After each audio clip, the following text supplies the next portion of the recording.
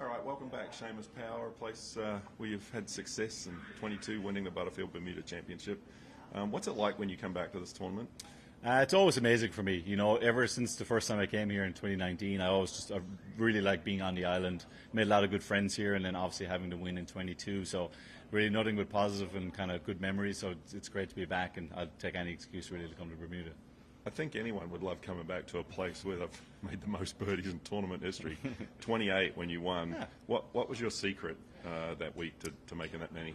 You know, we grew up, like, it's going to be windy for the most part, and we grew up playing and putting in wind, and I think that's the key. You know, putting in wind is not the same. It changes things. You know, you have a left or right putt, but right to left wind, and it can be hard to trust it. But obviously having the advantage of growing up playing that sort of like links golf and having to play for the wind and putting, I think helps here. Yeah, I think because of that, it's always been as comfortable as you can be, I guess, when the wind really gets going, and I think that's helped over the years here.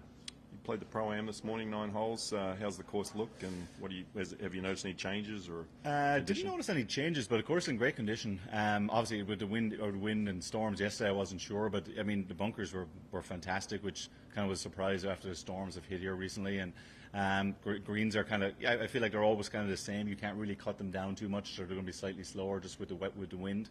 And then the rest of the course in great condition, so I think it's going to be a good test. Obviously the forecast is for plenty of wind, really, I think almost every day. So it's going to be a lot about managing your mind and managing your game as best you can in pretty tough conditions. Number 16 is the signature hole here, par 3. It's spectacular, but you've got a unique record there. The year that you won, you made 3 birdies in the 4 rounds, and nobody's ever done that before. Can you describe that hole to people and just the difficulty of it? It's tough. You know, obviously we play it at different distances and they move it up and down, but for the most part it feels like it plays in off the left, and it's just, you have to aim almost into the ocean and trust that it's going to come back, which is very, very tough. It's easier done today than it is obviously on Sunday. And I think that's the big thing. It's just trust, and that's always going to be the case in the wind, because you're going to be aiming a long ways away from certain pins here, and the wind's going to be moving it. So just letting it go and trusting that you've picked the right target and the wind is going to move it back, I think is the hardest part, definitely on 16. Because I mean, I hit today and I'm aiming at the left edge of the left bunker, and it's not as windy today, but today it was like 230 something yards. So I feeling we probably won't play it that long during the tournament, but that's kind of what you get back there, and you know it's coming. And 15, I think, is just as tough in a different way. But yeah, 16 it's just intimidating, and just trusting yourself to hit it out left and trust that the conditions are going to bring it back. I actually lipped out on Sunday too for the 4th too. I missed the one coming back, but I did lip out. How long was that part when you lipped it out? Oh, the first one was from like 60 feet, and it was blowing really hard, so it was kind of a funny one. But were you thinking about it at the time when you? I think on this Saturday was the first time, because I have friends here and they're like you've made 2 twos, and you're not really thinking about it, because you're trying to get through 16 rather than if you pick one up there, it's a bonus. You're thinking about maybe getting one on 17, but it's a huge bonus because it's going to play over par, and to be able to pick up 3 was massive. I didn't realize I was the only one to have done that. So hopefully we can do something similar this year, and that's kind of usually what it takes, something special. How would you assess your form coming into this week? How have you been playing lately the last few weeks? Last week was much better. It's been okay. Like, I struggled with like some injury issues early in the season into the summer, and it kind of confidence was down a little bit and stuff, and you're kind of struggling to make cuts, and anyone will tell you then that that's just hard. It's harder to play good golf when you're kind of feeling like that. But it's been much better in the fall. I really feel like body's healthy again, and finding like my swing and my comfort level again. And then last week, I know everyone obviously a lot of birdies, but for me, seeing some putts going in last week was very encouraging. It's always been a strength of my game, and really like all year and the back end of last year it wasn't, which was kind of unusual for me. But I finally found something in it, and I feel like it's something that could be good here for the last couple of weeks. Being 2 weeks to go here in RSM next week, given your situation, you're 133rd in the FedExCup standings in the fall. Do you feel that confidence and feel comfortable in the situation that you're in, given the circumstances? I'm obviously not where I want to be, obviously, but I do have confidence. Yes, like there are 2 courses. I'm fortunate. Like, I've played well here and I've played well in Georgia multiple times, so I do have that kind of up my sleeve, I feel like. But also just seeing my game kind of going in the right direction, I think, is the most encouraging thing.